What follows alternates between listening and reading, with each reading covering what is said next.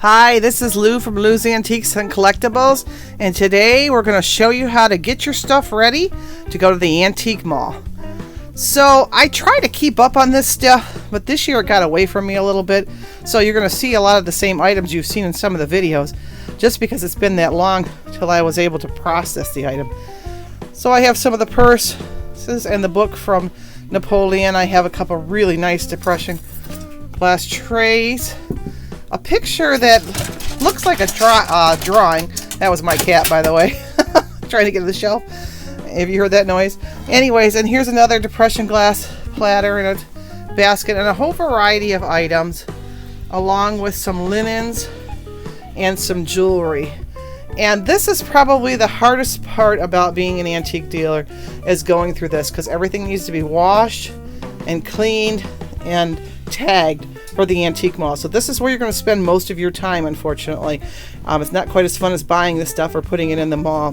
One thing I do have, this is my basement, and I have a couple large tables down here. We're kind of have been redoing it to make it geared towards the business, and I also have over here a new sink that we're going to get hooked up here eventually so I can wash everything down here. Otherwise I have to haul it all upstairs into our kitchen and wash it up there.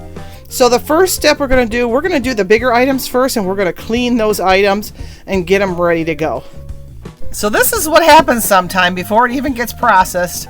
My husband or my daughter or somebody steals one of the items because they like it. So I would suggest not showing everybody your stuff, because otherwise it never makes it to the mall. Now there is quite a few new items in this pile too, but we're taking a variety. So we're going to get cleaning. So now for the probably most unfun part. We need to wash some of our items, and there's old stickers on here from the places that I got them. I paid $2 for that basket, and sometimes just running hot water over them will get that tag loosened up, but you can see it's starting to get loosened up. Sometimes what you have to do is take a hairdryer to them, or you have to use a little bit of Goo Gone, and that will get that that sticky stuff under the bottom of the sticker off. So I typically just wash my stuff in Dawn. Sometimes I get a real nasty piece that I have to use maybe some bleach on or that kind of thing.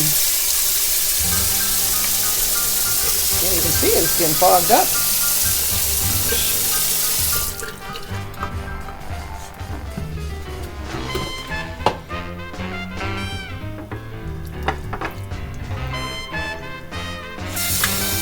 So we'll wash that up. We put a little Dawn in there,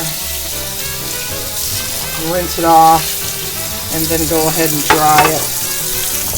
And sorry if the camera gets a bit fogged up, but the water is super hot. It's a mighty cold day today in Michigan. Here's the thermometer. We're at about 30 degrees. No snow, so that's a good thing. Here's one of those Depression glass trays that I got. I actually got these from the Salvation Army. Can you believe it? They never have good stuff like this. Not lately anyways. But sometimes you just luck out there. This was a beautiful piece, and I paid $2 for it. So same thing. I'll just wash it with a little bit of Dawn, clean it up. And one thing that makes me the most angry is when a dealer has nice items, but they're priced big bucks, priced very high, and they're not even cleaning them. I mean, come on, you gotta at least clean them.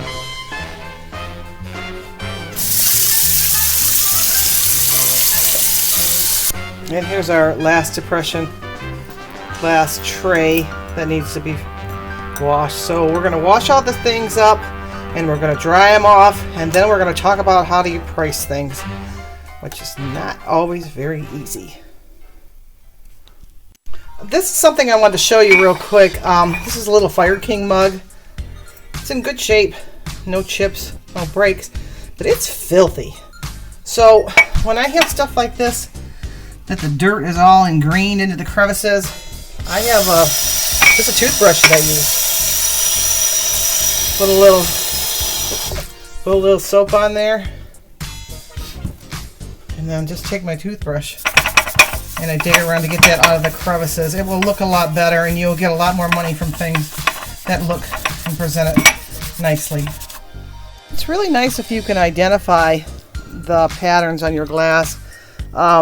This one I believe is Rose Point by the Cambridge Glass Company, 1936 to 1953. It's nice if you can put that on your tag, because then folks will know exactly what they're buying. It's kind of hard to determine a price. I have lots of books with identifying the glassware, and there's some price charts on there, but they're quite old.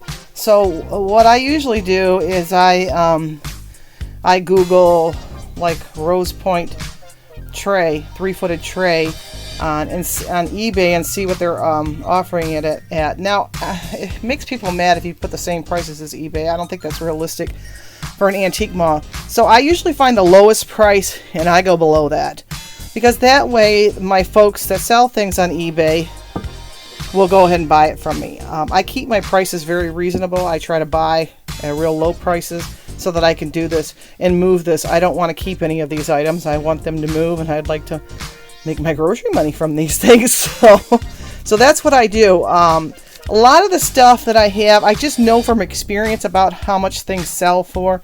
Like, I haven't cleaned this little cat up yet, but this is a little cat planner. Usually I sell those for about, I paid $2. Usually I sell those for about $6.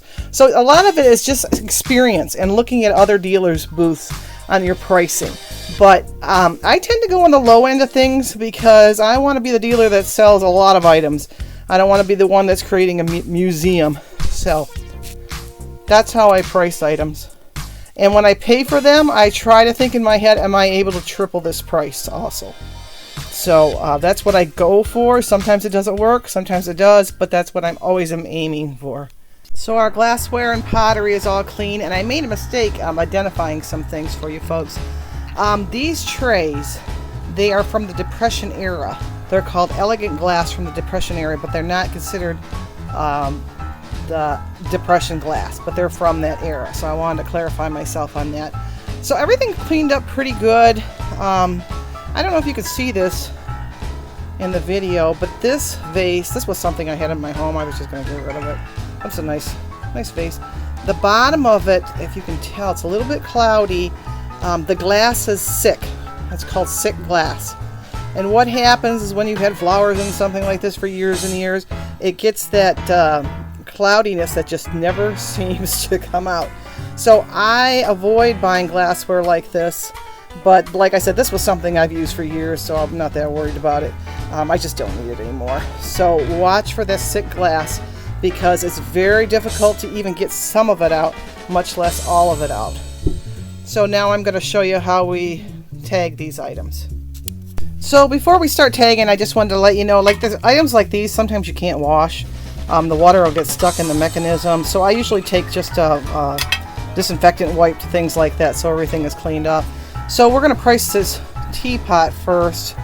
You can see the label there. It's hot oven Harker teapot, and it's in really good shape. I paid $2 for it, so with my triple I'd have to get at least $6 out of it. Now I looked on eBay and I looked at Etsy and Variety, and these things are all over the place. It goes anywhere from about $6 to $30. Now the $6 ones charge a large amount for shipping, so you have to consider that. So for me, I paid $2. I think it's worth about $10. So this is how I'm going to do the tag. I use swing tags for my items because at both of the malls they like to take the tag, and it's easier for the worker to grab it if it's not a sticker on the item. So I put the booth number in the top corner, and I always do it with red marker so they know for sure that is the booth number. I was actually at a mall at one time where this was required, so I just got used to it. And it's really good to try to have the same numbers at all your booths, and you don't have to re-tag things, because boy, that's a lot of work. Or at least similar numbers where you only have to add another number. I lucked out. Don't have the same number. So I put a code on here, depending on what I paid, where I got it, and what time of year I got it.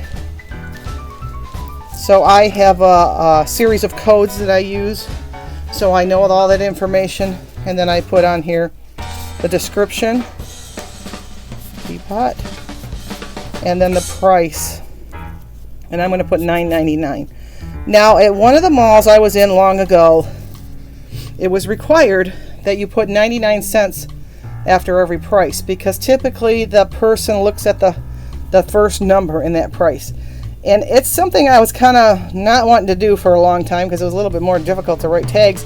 But I'll tell you what, you get $1 more out of every item, and it does make a huge difference. So I have adopted that and done that in most all of my items.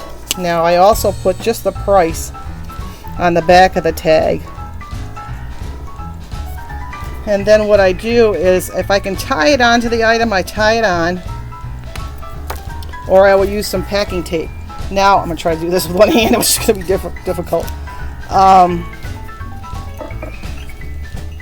When you tie these on, and I'm going to have to set this down for a second.